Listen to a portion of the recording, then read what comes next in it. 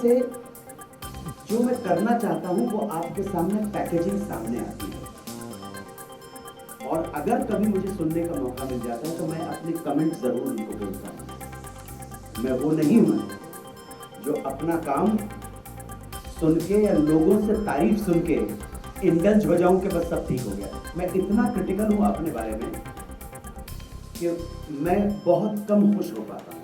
बहुत rare moment है जब मुझे लगता है कि हाँ यार मैंने ठीक ठाक किया है, गलत किया। सो गलत काम कभी नहीं करूंगा।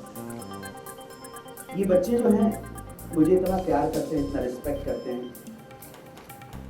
मैं जब फोर्थ लिफ्ट में चढ़ के फोर्थ फ्लोर पर आने लगता हूँ तो वो हमारे वॉचमैन से लेके लिफ्टमैन से लेके और वो वहाँ पे जो खड़े हुए हैं सिक्योरिटी पे खड़े हुए हैं वो लोग, या रिसेप्शन में वो मैडम है, बच्ची का नाम है कोमल, या अपना जो वॉचमैन है क्या एक जो फेवरेट है मेरा, इतने प्यार से मुझसे मिलते हैं। ये प्रेम जो है ना, विश्वास करना, अन्नू कपूर कोई सेलिब्रिटी के लिए नहीं है, अन्नू कपूर द पर्सन के लिए है।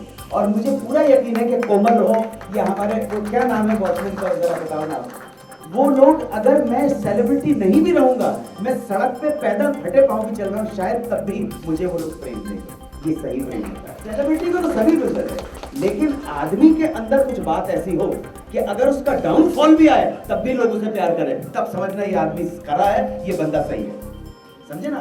वरना क्या होता है, चढ़ते सूरज के सभी सलाम करते हैं और जब आपका टाइम खत्म हो जाता है तो डिपेंड करता है कि आप जब प्रोग्रेस कर रहे थे, ऊंचाइयां छूने की कोशिश कर रहे थे, तो जो सीढ़ियों के ऊपर जो लोग खड़े हुए थे उनको आपने नजरअंदाज किया, उनके सलाम और प्रणाम का जवाब प्यार से दिया कि गर्दन हिला के अहंकार के साथ आगे बढ़ गए। अगर गर्दन हिला के अहंकार के साथ आगे बढ़ गए हो तो ध्यान रखना, जिस तेजी से सीढ़ियों को चढ़ा है उसी तेजी से सीढ़ियों को जब वापस आओगे तो यही लोग खड़े हुए मिलेंगे और ये तुम्हारी तरफ झुकेंगे। ये जो आपकी इस जर्नी में आपके साथ हैं, आपको प्रेम दे रहे हैं, आपको सराह रहे हैं, आपको सम्मान दे रहे हैं, इनका सम्मान करना, इनका सम्मान। अगर मैं एक छोटी सी घटना आपको बताना चाहता हूँ, कहानियां सुनाना मेरा काम है।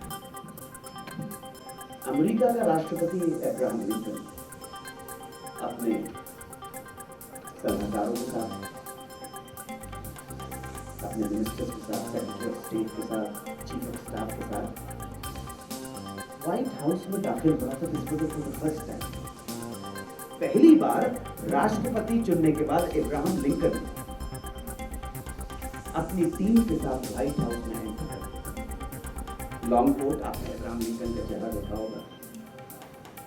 जो व्हाइट हाउस का दरबान था, he removed his cap, जो लॉन्ग कैप होता है अमेरिकन का, याद है 18-19 सेंचुरी में, he removed his cap to show the due respect to his president of United States of America. उसने सर से टोक उतारा और बाव किया। किसको? राष्ट्रपति अब्राहम लिंकन को। अब्राहम लिंकन ने अपने सर से टोक उतारा, वो कैप, और उस दरबान के पास पहुंचे और जितना दरबान झुका था उससे भी ज्यादा वो झुके। दरबान अगर इतना झुका तो अब लिंकन ने पूरा बाव किया उसके सामने। ये तो प्रोटोकॉल के खिलाफ था, ऐसा कुछ प्रोटोकॉल है नहीं। उसकी टीम मेंबर्स ने पूछा, mister president, don't you think so you have done little bit overstep? Abraham Lincoln का बड़ा अनमोल जवाब था। उसकी टीम ने कहा, आपको नहीं लगता है कि आपने कुछ ज्यादा ही कर दिया? आपको दरबान नॉट करना काफी था। दरबान के सामने कैप उतारकर झुककर ड्यू रिस्पेक्ट देना, ये तो अमेरिकन प्रेसिडेंट को शोभा नहीं देता। अब्राहम लिंकन ने कहा, मुझे ये नहीं मालूम कि शोभा देता है या क्या नहीं देता है, लेकिन अमेरिका का राष्ट्रपति तमीज और मैनर्स के मामले में एक दरबान से पीछे रह जाए, ये अमेरिका के लिए अच्छी बात नहीं होगी। कि आने वाले लोग कहें कि अमेरिका का राष्ट्रपति इतनी तमीजदार नहीं है जितना उसका वॉचमैन करना है। तो ध्यान रखना, ये बड़ी इंपॉर्टेंट बात है। वेस्टर्न वर्ल्ड में एक एवरेज आदमी, वो प्रेसिडेंट हो से लेकर और मजदूर तक, एवरेज दिन में 150 बार थैंक यू और 150 बार प्लीज कहता है। हम हिंदुस्तानियों को प्लीज और थैंक यू कहना सीखना चाहिए। हम लोग हम लोग कहीं ना कहीं एक शालीनता से दूर हो गए। तो come back to the point, 92.7 ये मेरी पूरी टीम जो है, इनका बहुत साथ है मेरा। मैं ये लोग नहीं होते तो मैं बहुत बेचैन हो जाता हूँ। पिछले कितने दिन से मैं पूछ रहा हूँ, अभी मैं आज सवेरे ही बाहर से आया हूँ, मनीष कहाँ है? मनीष का छुट्टियों के ऊपर लंबा छुट्टियों पर जाते हैं, कुछ डिजर्व करेंगे।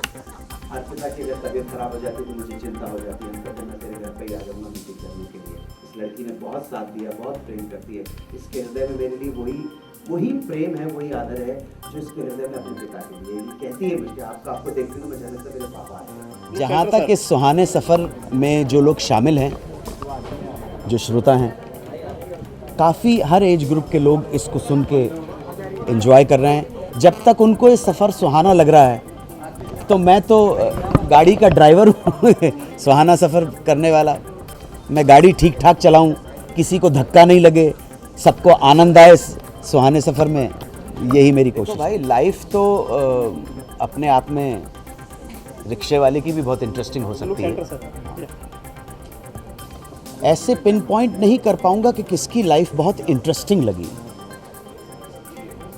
मीना कुमारी की लाइफ इंटरेस्टिंग है कि धर्मेंद्र अपना गांव छोड़कर जब माँ की दुआओं के साथ जब मुंबई पहुंचे, उनकी लाइफ इंटरेस्टिंग है। कि देवानंद मिलिट्री में काम करते हुए हीरो बन गए, उनकी लाइफ इंटरेस्टिंग है। ये कहना मुश्किल है, सभी इंटरेस्टिंग है, सबकी ज़िंदगी में उतार चढ़ाव हैं। सुरैया और देवानंद साहब का प्रेम प्रसंग, जिसमें सुरैया की नानी जी ने कभी देवानंद और सुरैया के रिश्ते को मंजूर नहीं किया। वजह दूसरे धर्म के थे, दूसरी वजह जब उन दोनों के बीच में प्रेम का अंकुर फूटा था, तब देवानंद हीरो नहीं थे, सुरैया बहुत बड़ी स्टार थी। और किसी की याद में, देवानंद की याद में ज़िंदगी के 74 साल उन्होंने गुजार दिए। किसी से शादी नहीं की उन्होंने, देवानंद की याद में। ये बड़े बड़े किस्से हैं। नंदा जी की बात करेंगे, आशा पारिक जी की बात करेंगे। हर एक जिंदगी के अंदर कुछ इंटरेस्टिंग, स्टिमुलेटिंग, इंस्पायरिंग मोमेंट्स आपको मिल जाएंगे। वो राज कपूर की ज़िंदगी हो, वो गुरुदत्त की ज़िंदगी हो, महमूद साहब की ज़िंदगी हो, शम्मी कपूर की ज़िंदगी हो। हम उन जिंदगियों के कुछ सेलेक्टेड किस्से अपने श्रोताओं के साथ शेयर करते हैं जो उनको बहुत पसंद आते हैं। उसमें श्रृंगार भी होता है, प्रेम प्रसंग भी होता है, रोमांस भी होता है, कॉमेडी भी आ जाती है कभी कभी। लेकिन ज़िंदगी जो है उसमें हर तरह के रंग हैं। ज़िंदगी सिर्फ हंसने गाने का नाम नहीं है, ज़िंदगी में रोना और आंसू भी हैं।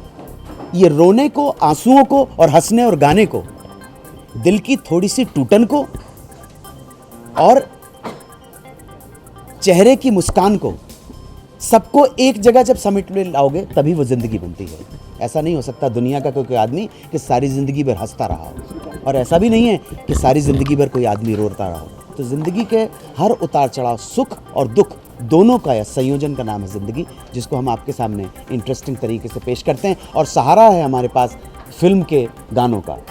1931 से लेकर हमारे उसमें तो हमने कोशिश की थी 1955 से ले 1985 तक के गाने, लेकिन कभी कभी इस सीमा को भी पार कर जाते हैं। और मुझे ऐसा लगता है एक पॉइंट ऐसा आएगा कि हम तो आपको 1940 के भी गाने सुनाएंगे। श्रोताओं की मर्ज़ी के ऊपर डिपेंड करता है, श्रोताओं के इंटरेस्ट के ऊपर डिपेंड करता है। नया और पुराने का सवाल नहीं है, सवाल है कि कौन सी चीज़ ऐसी है जो तब भी टिक गई थी दिल में और आज भी टिक जाएगी। आप मेरी बात समझ रहे हैं? बात वो ड्यूरेबिलिटी की बात है। आप यंग लोग हैं, लेकिन फिर भी आप बिंदिया चमके जी, मुमताज जी का देखेंगे तो आपको लगेगा यार बात तो है कुछ। आप मेरी बात समझ रहे हैं?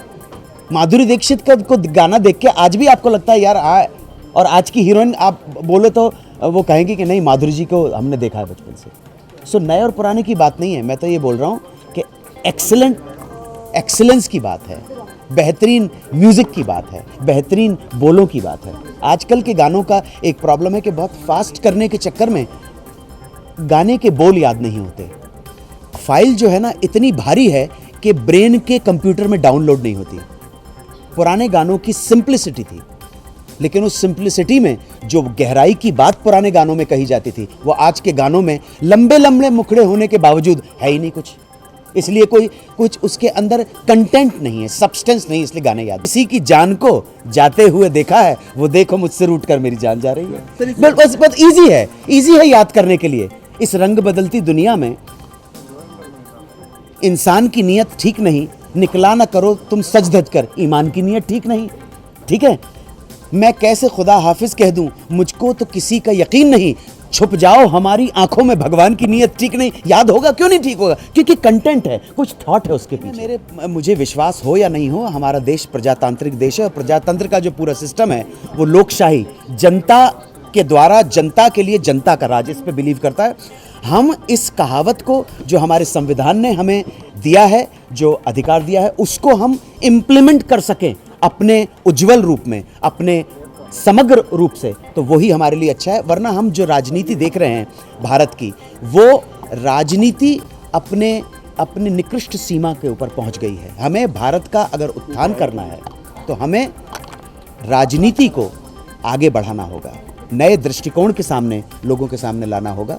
और मैं इतना ज़रूर जो हमारे श्रोता उनसे निवेदन कर रहा हूँ, आपके पास अधिकार है वोट का, इस अधिकार का सदुपयोग कीजिएगा, बहुत सोच समझ के वोट दीजिएगा आप। और अगर आपको लगता है कि आपकी कसौटी के ऊपर कोई भी राजनेता खरा नहीं उतरता है, तो चले आइएगा वोटिंग बूथ से, मैं तो यही बोलूँगा। क्यों गुंडे बदमाश राजनीति में आ सकते तो कलाकार क्यों नहीं आ सकता? गुंडे बदमाश मवाली आ सकते हैं राजनीति में, तो कलाकार क्यों नहीं आए भाई? आ सकता है। मैं तो ये कहूँगा कलाकार आए कि गुंडे बदमाश आए, राजनीति में देशभक्त आए, तभी भारत अपनी खोई हुई गरिमा को प्राप्त करता है। देशभक्त नहीं आते राजनीति में, एक्टर आ जाते हैं, सिंगर आ जाते हैं, क्रिकेटर आ सकते हैं, माफिया वाले आ सकते हैं, गुंडे बदमाश आ सकते हैं, बिल्डर आ सकते हैं, ठीक है, समाज सेवक आ सकते हैं, बहुत कम पेट्रियट्स आते हैं, बहुत कम देशभक्त आते हैं। जिस वक्त राजनीति में, भारत की राजनीति में अब देशभक्तों की जरूरत है, भारत की राजनीति में ईमानदार लोगों की जरूरत है। भारत के समाज में ईमानदार माइनॉरिटी में है, माइनॉरिटी के आदमी को आगे बढ़ाइए। माइनॉरिटी का मतलब हिंदू मुसलमान सिख ईसाई जैन से नहीं है। माइनॉरिटी का मतलब है एक ऐसा समुदाय जो संख्या में कम हो, ऐसा संविधान कहता है। संख्या में इस देश में ईमानदार और देशभक्त आदमी सबसे ज़्यादा कम है, उसको बहुत ज़रूरत है आप सब लोगों की।